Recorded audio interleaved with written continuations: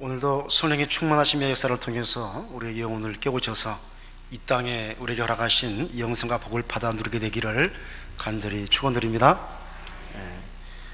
김집사, 이집사, 박집사 세 분이 어느 날 모이셨답니다. 어떤 집사요? 김집사, 이집사, 박집사. 김집사, 이집사, 박집사입니다. 세 사람이 모여서 하나님께 드리는 헌금에 대해서 이야기를 하고 있었습니다.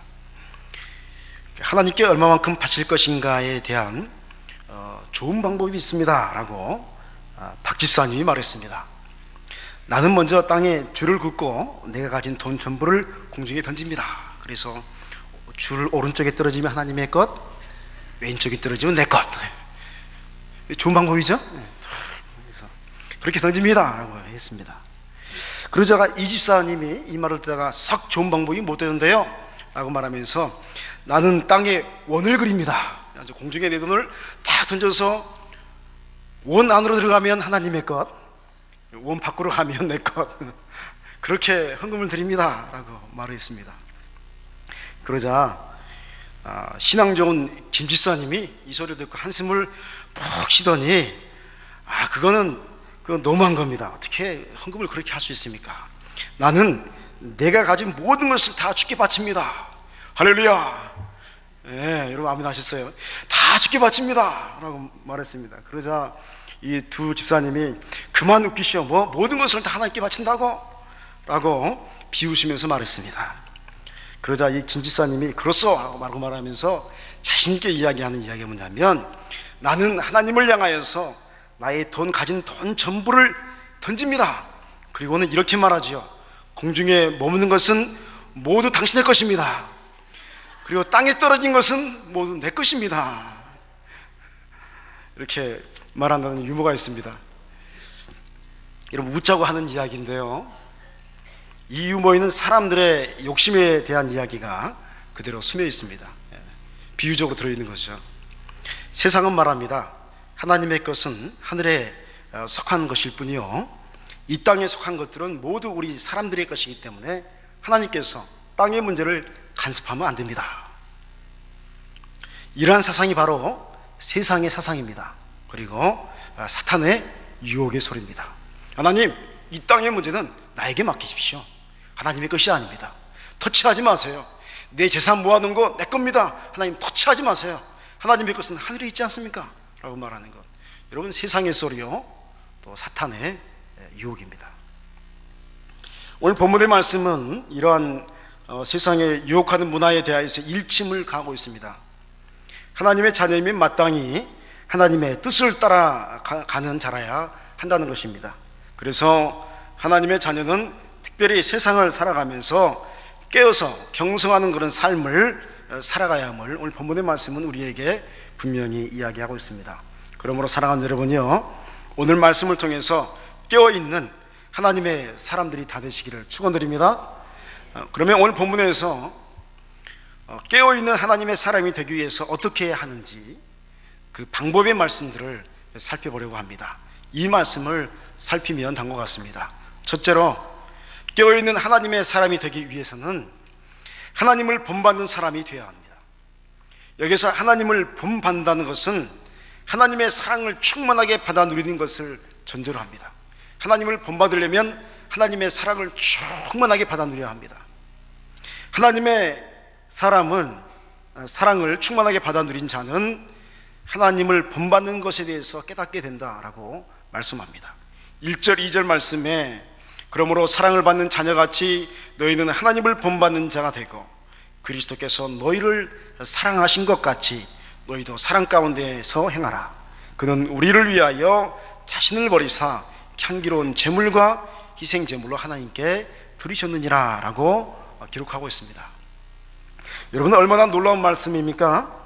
흔히 우리는 이런 말을 많이 듣습니다. 사랑을 받는 사람만이 사랑할 수 있다. 한번 따라하겠습니다.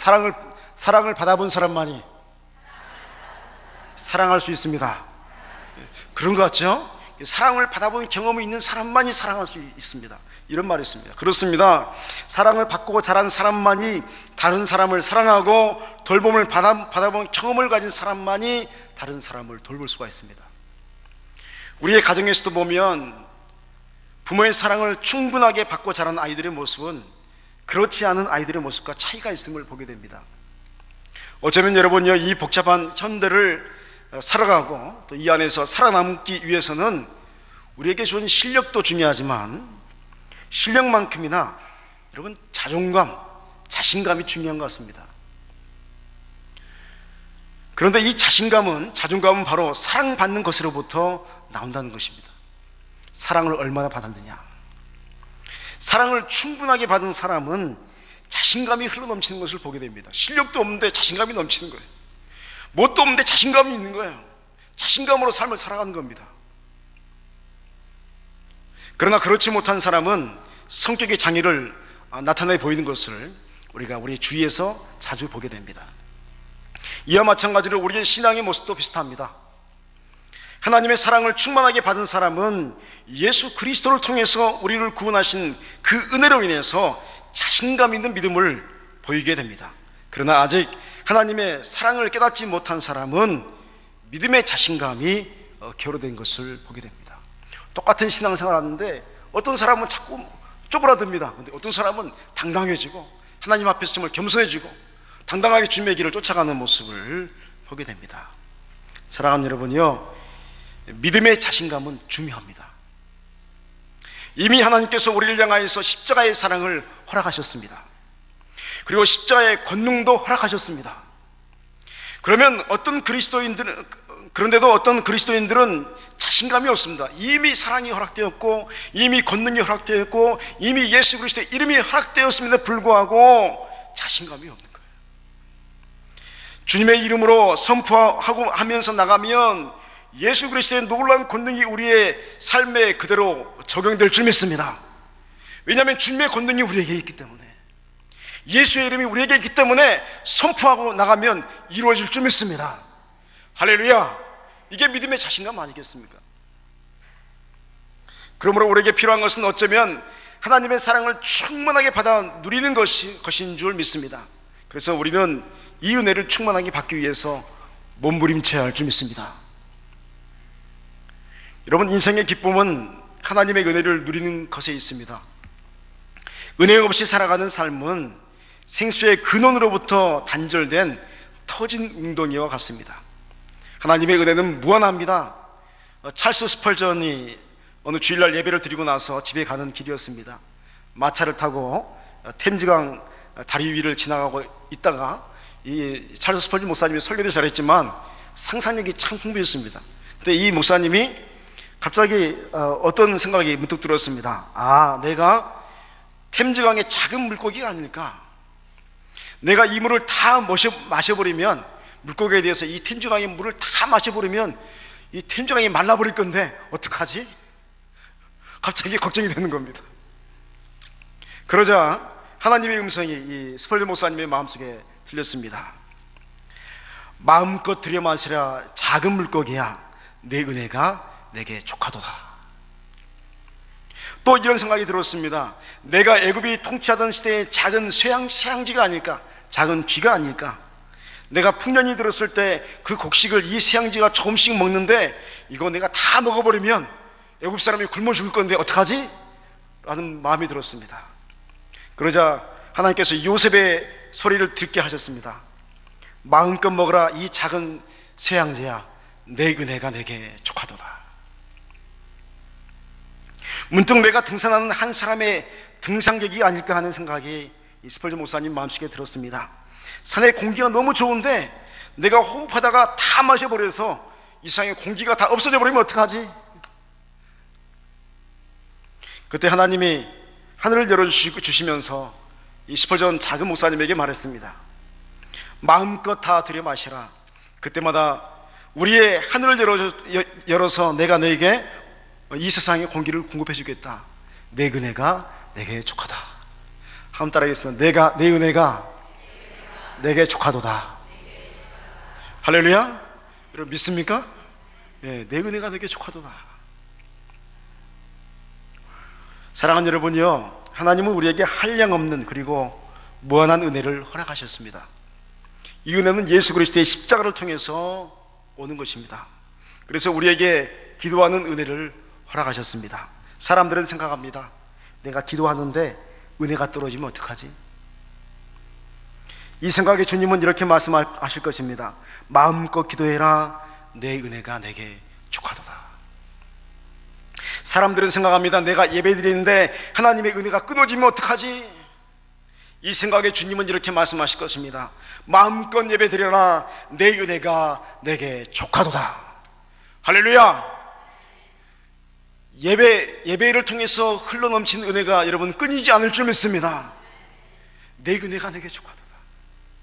사랑하는 여러분이요, 여러분에게 허락하신 하나님의 사랑과 은혜를 마음껏 받아 누리시기를 축원드립니다. 어떻게 이렇게 우리가 사랑을 받아 누리게 되면 될수록 우리에게는 하나님께서 우리에게 향하신 사랑을 더욱 확실히 알게 되는 깨달음을 그때서야 우리가 얻게 되는 것입니다.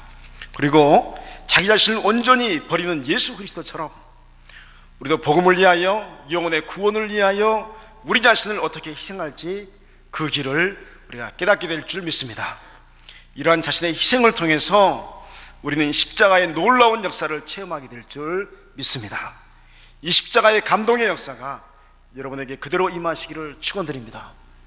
두 번째로 보니까 깨어있는 하나님의 사람은 빛의 자녀들처럼 행하는 삶을 살아가야 하는 것입니다. 8절 9절 말씀에 너희가 전에는 어두움이더니 이제는 주 안에서 빛이라. 빛의 자녀들처럼 행하라. 빛의 열매는 모든 착함과 의로움과 진실함에 있느니라 라고 말씀하고 있습니다. 원래 우리 사람이라는 존재는 어둠에 속한 존재입니다. 물론 하나님의 형상으로 창조된 상태에서는 빛의 존재였습니다. 그리고 아담 이후의 모든 인류는, 죄를 지은 아담 이후의 모든 인류는 어둠의 자녀로서 태어나게 되었습니다. 그래서 사람은 어둠에 속한 존재입니다. 어둠에 있다는 것은 음란하고 더러운 것들로 가득한 존재라는 의미가 담겨 있습니다. 우리 안에 뭐가 있습니까? 음란하고 더러운 것들이 가득하지 않습니까? 그렇습니다. 죄인된 인간은 음란하고 더러운 것을 좋아하는 습성을 지녔습니다. 이것이 바로 세상의 모습입니다. 세상의 문화를 보십시오. 세상의 방벌이를 보십시오. 흥청망청하고 그리고 수많은 죄악의 물결이 세상을 뒤덮습니다. 그리고 그 세상의 죄악된 모습에 수많은 인파가 몰려듭니다. 제가 서울에 있을 때 새벽기도 하느라고 새벽에 이렇게 길거리를 나와서 이렇게 교회를 가다 보면요, 놀라는 게 뭐였냐면 새벽 4시에 나오는데요, 새벽 4시에 거리가 꽉 차 있습니다. 북적북적합니다. 놀라울 노자입니다. 어떻게 그렇게 많은 인파들이 그 새벽거리가 제일 휘황찬란합니다. 우리 홍성 모르겠는데 서울은 새벽 한 4시, 3시, 2시 되면요 발디딜 틈이 없어가지고 도로까지 나와야 됩니다. 인도로 가지 못합니다. 도로로 돌아가야 됩니다. 그 정도로 많은 인파들이 몰립니다. 왜 그렇습니까? 죄악이 가득하기 때문에, 음란하고 더러운 곳들이 많기 때문에. 저녁에 잠 안 자고 나와서 젊은 아이들이 그렇게 노는 겁니다. 부모들은 낮에 내내 땀 흘리고 돈 벌면 자기들은 새벽에 그 돈 가지고 다 쓰는 겁니다. 죄 짓는 데 쓰는 겁니다. 더러운 곳에 쓰는 겁니다. 여러분, 이곳에서 여러분 대학교 보내면 아이들이 잘못하면 새벽에 그렇게 하고 있을지 모릅니다. 물론 그러진 않겠지만 그런 애들이 굉장히 많습니다. 새벽이 놀기에 좋습니다. 그러다가 다음날 아침이 되면 이 사람들은 허무함에 빠져들어서 괴로워하는 영혼을 갖습니다. 마음이 허무한 거죠. 왜냐하면 어둠은 절망이기 때문입니다. 어둠 속에 속한 영혼은 절망하는 영혼입니다. 그런데 이러한 절망스러운 존재인 우리를 하나님께서 생각하셨습니다. 하나님의 빛의 은혜가 우리 안에 비추게 되었습니다. 예수 그리스도 안에서 새로운 희망이 생겨난 것입니다. 지금까지는 어둠의 세상만 보았던 영혼에 새로운 희망이 보이기 시작했습니다. 빛의 세계를 보게 하셨습니다. 영생을 얻게 하셨습니다. 구원의 파노라마 속에 우리의 인생을 흘러가게 하셨습니다. 그런데 문제는 무엇입니까? 하나님께서 빛의 세계를, 영생의 세계를 우리에게 허락하시는데 우리의 마음이 아직도 어두운 세상의 습관을 벗어나지 못하고 있다는 것에 있습니다. 그 옛날 세상 습관 속에 젖어 있는 겁니다. 그래서 예수님을 믿는다고 하면서도 우리의 마음에는 갈등이 있는 것입니다. 우리의 마음이 깨나지 못해서 아직도 절망과 죄를 쫓으려는 성향에 유혹당하고 있는 것입니다. 그래서 오늘 말씀은 우리에게 빛의 자녀들처럼 행하라 라고 명령하고 있습니다. 한번 따라하겠습니다. 빛의 자녀들처럼 행하라. 미국의 정치가였던 벤자민 프랭클린은 자기가 사는 필라델피아의 시민들에게 선한 일을 하기를 원했습니다. 그래서 그는 아름답고 좋은 등을 하나 준비해서 집 앞에 선반을 만들고 그 위에 등불을 올려두었습니다. 이 선한 일 한 가지를 하기를 원했습니다. 밤에. 그러자 동네 사람들은 처음에 이상하게 생각했습니다. 기름이 아깝지 왜 집 앞에 하나 뭘 만들어 놓고 밖에다 이렇게 등불을 밖으로 비추게 하나. 사람들이 이상하게 낭비라고 생각했습니다. 그러자 한 주가 지나고 한 달이 지나자 사람들은 뭔가를 깨닫기 시작했습니다. 집 밖에 등불을 두니까 밤에 지나가는 사람도 그 집 앞에서 넘어지지 않았습니다. 다른 집 앞에서 넘어졌는데 등불이 있으니까 넘어지질 않았습니다. 그리고 멀리서도 방향을 알 수가 있었습니다. 그래서 이것을 좋게 생각한 사람들이 하나둘씩 집 밖에 등불을 두기 시작했습니다. 길거리가 환하게 되었습니다. 그 전에 길거리는 캄캄했는데 등불들이 하나씩 밖에 나오면서 점점 밝아지기 시작했습니다. 여러분, 이것이 오늘날 가로등의 시작입니다. 이때부터 가로등이 생겨나기 시작한 겁니다. 세계적으로 가로등이 생기게 된 것이 바로 벤자민 프랭클린이라는 한 사람이 주변 사람을 위해서 집 밖에 등불을 두겠다 하는 작은 선한 행위 하나로 그 놀라운 역사가 일어나게 된 겁니다. 한 사람의 선한 행동이 많은 사람에게 감동과 감화를 준 것입니다. 사랑하는 여러분요, 그리스도인 한 사람이 하나님의 선하심의 빛을 발하기 시작하면 이 세상은 점점 밝아질 줄 믿습니다. 오늘 말씀 빛의 열매는 모든 착함과 의로움과 진실함이 있느니라 라는 말씀처럼 그리스도인 한 사람 한 사람이 모든 착함과 의로움과 진실함의 빛을 발하기 시작할 때에 세상은 죄악과 더러운 모습에서 점차 착함이 가득하게 되고 또 의로움이 드러나게 되고 진실함을 소중히 여기는 세상으로 바뀌게 될 줄 믿습니다. 이러한 역사를 여러분 하나님 나라의 임함이라고 말하는 겁니다. 빛의 자녀 하나님의 사람으로서의 모습을 보일 때 우리로 통해서 하나님은 새로운 인류의 역사를 써가실 줄 믿습니다. 착함과 의로움과 진실함이 가득한 인생을 통해서 세상이 바뀌어가게 될 줄 믿습니다. 이러한 삶을 살아가는 것을 여러분 깨어있는 삶이라고 말하는 겁니다. 이걸 깨어있는 삶이라고 하는 겁니다. 이 깨어있는 삶의 축복이 여러분의 인생 가운데 가득하기를 소망합니다. 세 번째로 깨어있는 하나님의 사람이 되기를 바라시는 주님의 명령의 말씀은 잠자는 자여 깨어서 죽은 자들 가운데서 일어나라 라고 명령하고 계십니다. 14절 말씀 다 같이 한번 읽어보겠습니다. 시작.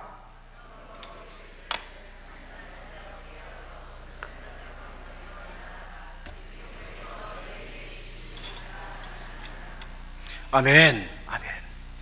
여러분, 이 말씀은 명령의 말씀입니다. 명령은 뭘 요구하죠? 복종을 요구합니다. 해야만 합니다. 왜 우리는 하나님 말씀에 복종해야 합니까? 복종하지 않으면 여러분 사망에 이르기 때문입니다. 다시 말해서 하나님 말씀에 복종한다는 것은 우리가 살기 위해서 해야만 하는 것입니다. 복종하면 놀랍게도 우리에게 영생이 주어지고 하나님의 영광의 역사를 우리가 체험하게 될 줄 믿습니다. 여러분, 이 명령의 말씀에 여러분 순종하고 복종하는 축복의 역사 있기를 축원드립니다. 복종해야 됩니다. 1933년 여러분 예수전도단이라고 여러분 아실 겁니다. YM이라고 하기도 하고 우리 젊은 대학가의 청년들을 보통 대학가의 가장 큰 단체가 예수전도단 또 CCC 이런 단체가 있습니다. 그 중에 YM이라는 예수전도단의 총재를 지냈던 피터 아일런이 자기의 아버지가 5살 되었던 때의 이야기를 했던 적이 있습니다. 이 피터 아일런의 아버지가 5살 때 공산권 소련을 떠나서 성령의 도우심으로 중국까지 탈출을 하게 되었습니다. 안전을 위해서 밤에 걷고 낮에는 숲을 속에서 잠을 잤습니다. 그러다가 한순간 그들은 자신의 판단을 믿고서 성령의 인도하심에 불순종했습니다. 그때부터 불순종 이후에 어떤 일이 있었냐면 먹을 것이 떨어졌고 마실 것을 구하지 못하기 시작했습니다. 그래서 거의 죽게 되는 그런 순간에 이르렀을 때 다음날 해가 내리쬐는 그 땡볕 가운데서 죽게 되어서 고통 속에서 물을 구하면서 그때서야 이 가족이 하나님 앞에 다시 기도하기 시작했습니다. 물을 주세요. 물을 주세요. 하나님, 물을 주세요. 그러자 하나님의 말씀이 이들에게 임했습니다. 조금만 걸어가라. 그리고 왼쪽으로 돌아라. 놀랍지 않습니까? 조금만 걸어가라. 그리고 왼쪽으로 돌아가라. 그들이 순종했을 때 갈대를 발견하게 됩니다. 그리고 모래를 파기 시작했는데 백연못이 나오더니 물은 점점 더 맑아졌습니다. 그들은 마음껏 마시고 다시 걸을 수 있는 기력을 찾아서 그들의 생명을 거뒀다 하는 이야기가 있습니다. 여러분, 무조건적인 순종은 거룩한 삶의 증거입니다. 한번 따라하겠습니다. 무조건적인 순종은 거룩한 삶의 증거입니다. 오늘 이 명령의 말씀은 우리에게 말씀합니다. 잠자는 자여 깨어서 죽은 자들 가운데서 일어나라.